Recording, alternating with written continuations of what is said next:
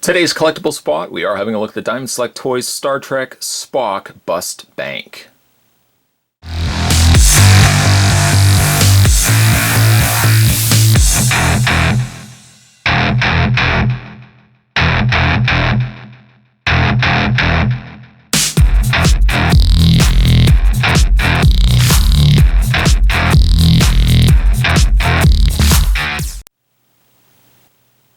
The Spock Bust Bank comes to us from the Kings of Bust Banks, the folks over at Diamond Select Toys. You can go to www.diamondselecttoys.com and check out the other pieces that they are producing.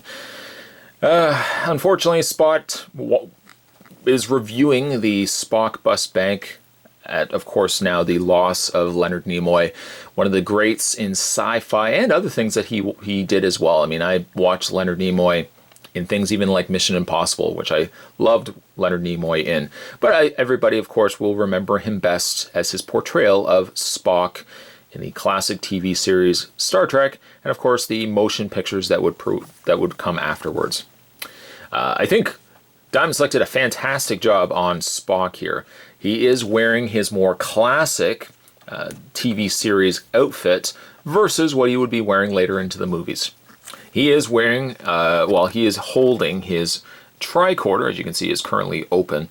There's no working mechanisms on it. As a whole, the arms, the head, nothing really moves on Spock here.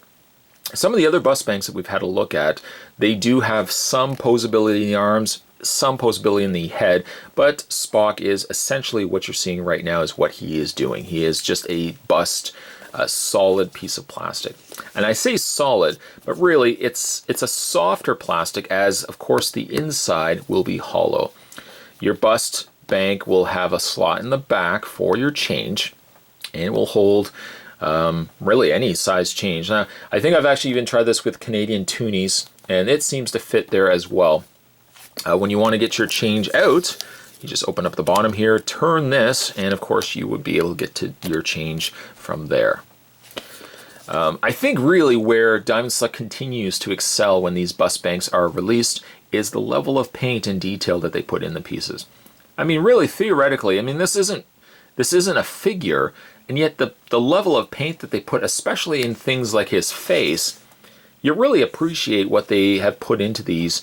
Again, even though the fact that this is just a staction piece, in other words, there's nothing moving on it, and it's solely only there to be holding your change. Spot's collected a lot of the bust banks, a lot of the figure banks from Diamond Select Toys, and I don't generally put change in all of them. Some of them I do, some of them I don't. The cases like the Slimer and the Face Hugger Egg were really great pieces because they're a good size. You can put a lot of change in them. Spock's not going to hold as much because really it's only his body here that will hold the change end of it. So you're not going to hold as much, but I think even if you don't display it for the purpose of a bank, from a statue, just something that you can put on a shelf, I think rivals even some of the heavier, more expensive statues that you can find on the market.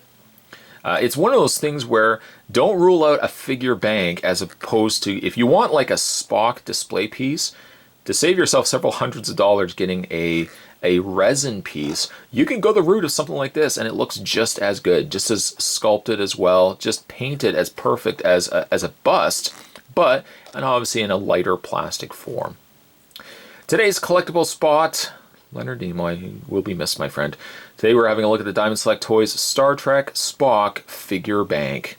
Stay tuned, guys. Spot's going to have more collectible spots heading your way. Thanks for watching. I'll see you guys next time.